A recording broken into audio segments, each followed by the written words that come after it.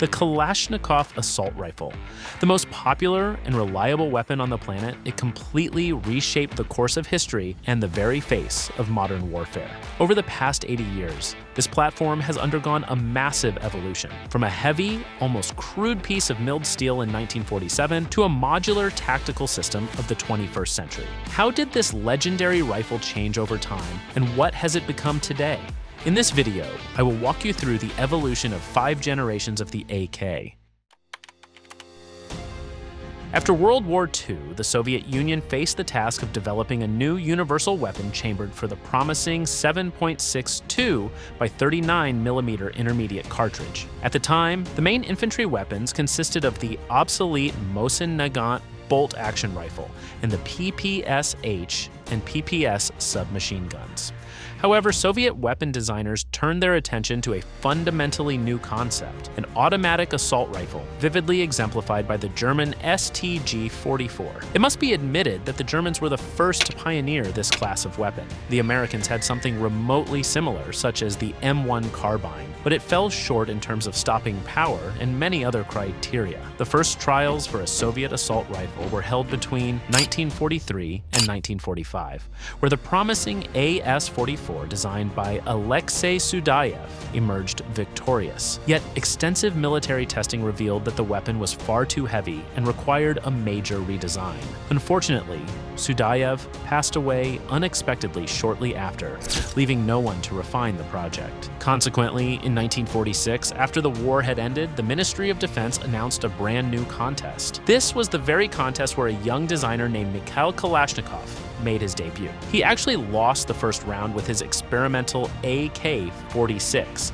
as the commission deemed it unsuitable. For the second round, Kalashnikov took a massive gamble. Together with designer Zaitsev, he secretly and completely redesigned the rifle, changing the layout and the bolt carrier assembly, which was strictly forbidden by the competition rules.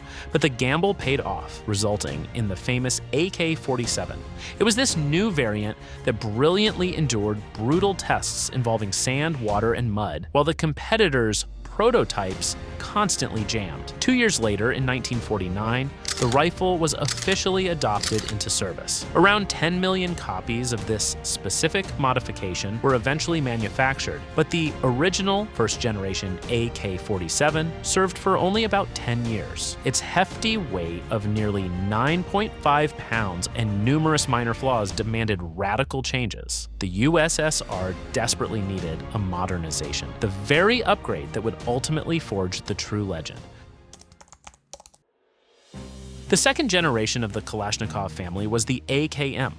The transition to the AKM didn't just fix the flaws of the old AK-47, it forged the exact platform we know today. It was on the AKM that the world's first elements of mass military modularity were tested. The AKM shed nearly 2.5 pounds. Instead of a heavy 9.5-pound brick, soldiers received a sleek rifle weighing just 6.8 pounds. At the end of the barrel, the famous slanted muzzle brake compensator appeared, helping to tame the muzzle climb, caused by the snappy 7.62mm recoil. The stock shape was also redesigned. The old AK-47 had a downward angled stock like a hunting shotgun. On the AKM, the stock was raised, making the bore line much straighter. This directed the recoil straight into the shooter's shoulder, significantly improving accuracy.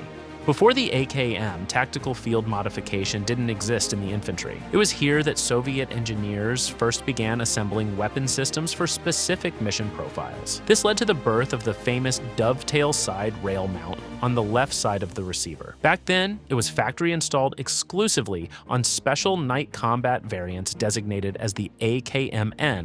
It wasn't issued to regular conscripts. The AKMN was a specialized tool reserved for GRU Spetsnaz KGB border troops, or designated marksmen. They also introduced the AKMS with a folding metal stock, engineered specifically for the Soviet airborne VDW.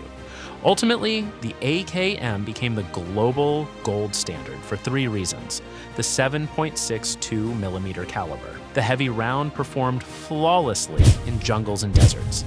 It cut right through branches and brush. Unlike the lightweight round of the American M16, which would deflect off a single leaf. absolute disregard for maintenance. In Africa and Asia, the AKM was handed to untrained guerrillas. The rifle kept firing, even if it was never cleaned or lubricated with dirty, used motor oil. Interchangeability. Parts from a Soviet AKM perfectly fit Romanian, Egyptian, or Chinese clones. In any desert, a working gun could be cobbled together on the knee from 3 broken rifles. In total, around 50 to 60 million units of the AKM and its variants were produced worldwide. It is this exact silhouette, with its stamped receiver and slanted muzzle, that ended up on national flags and became the ultimate symbol of warfare in the late 20th century. The AKM successfully served as the primary Soviet service rifle for exactly 15 years, from 1959 to 1974, until it was replaced by the third-generation platforms still in service today, the AK-74 and AK-74M. By the early 1970s, the 7.62mm AKM was becoming obsolete. The US military was already heavily engaged in Vietnam, utilizing their M16 rifles, chambered in 5.56mm. The USSR took a radical step. They completely abandoned the 7.62 by 39mm round for standard infantry and transitioned to a new low-impulse 5.45 by 39mm caliber. Thus, the AK-74 was born. Externally, it retained a familiar silhouette, but mechanically, it was a whole different beast. The violent recoil vanished. The new bullet weighed nearly half as much as the old one. The recoil became so soft that the rifle could practically be controlled with one hand during full auto fire. The muzzle no longer climbed into the sky, and shots grouped tightly rather than scattering wildly. The signature feature of the AK-74 was its massive 2-chamber muzzle brake compensator. It didn't just suppress flash, it redirected propellant gases to push the rifle forward,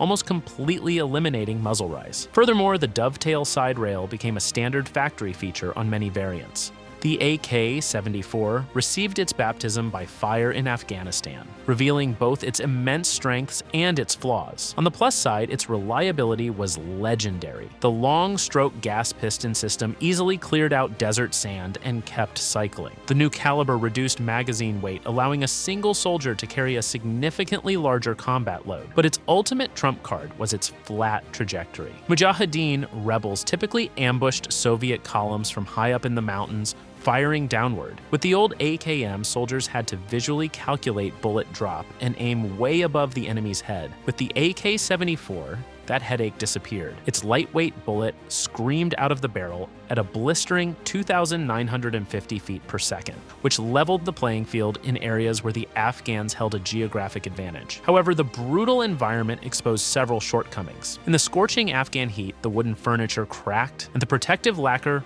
melted and ran. The steel skeleton stocks on folding models became so hot under the sun that soldiers burned their cheeks while aiming, forcing them to wrap the stocks with rubber medical tourniquets. Additionally, the rifle's standard length of 37 inches proved cumbersome inside armored vehicles, driving a massive demand for the folding AKS-74 and the compact AKS-74U. These lessons were meticulously implemented, and in 1991, the AK-74M was introduced. All wooden parts were replaced with high-strength glass-filled polyamide. While its full length remained the same, every single rifle now featured a side-folding polymer stock, making it incredibly easy to transport and carry. The receiver and its top cover were also heavily reinforced. These upgrades transformed the AK-74M into a definitive service rifle that remains fully relevant today. But as we know, perfection has no limits.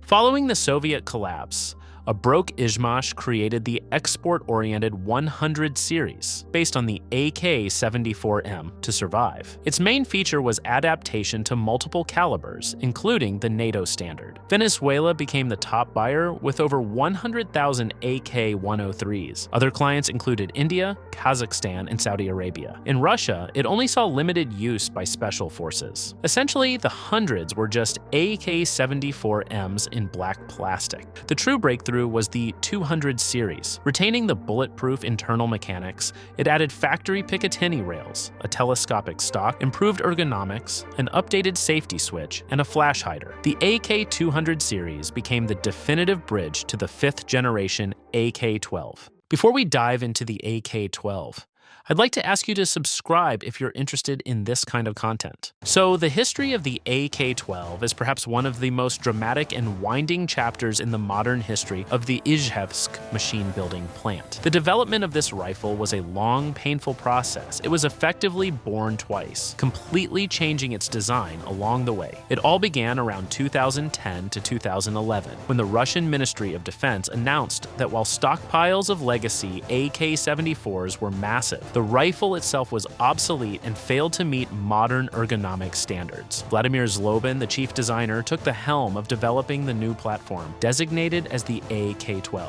He attempted to revolutionize the system by breaking away from the classic Kalashnikov layout, incorporating numerous Western-style features and radically improving ergonomics. That early, Zlobin-designed AK-12 differed significantly from traditional rifles, both in appearance and internal mechanics. Zlobin wanted to adapt American and European design concepts to the AK platform. The charging handle could be swapped to either the left or right side, while the safety selector switch was converted into a small, thumb-operated lever mirrored on both sides. Complex burst mode. In addition to semi-automatic and fully automatic fire, a high rate of fire 3-round burst mode was introduced. The rifle turned out to be intriguing but was overly complex and expensive to mass produce. Crucially, it completely failed the state reliability trials for the Ratnik program. By 2015 to 2016, Zlobin's project had hit a dead end and the chief designer stepped down.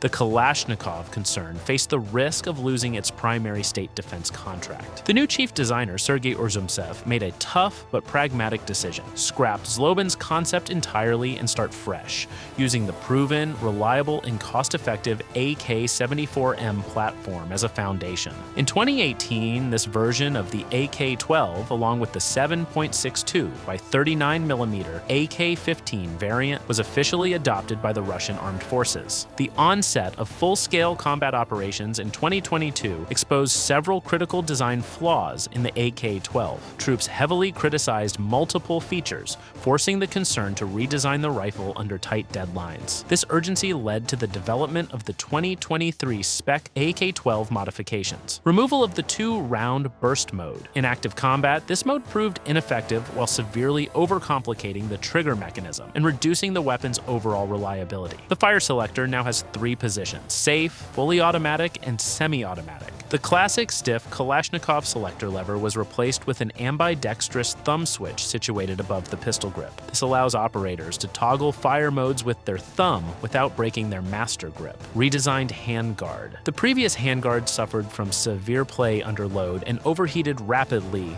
during intense firing. New buttstock and ergonomics. The rifle received an L-shaped folding buttstock with an adjustable cheek riser, which is critical when aiming through heavy optics or thermal imagers. Additionally, the pistol grip was integrated into a single assembly with the trigger guard for enhanced structural durability. Thanks for watching. Subscribe to the channel.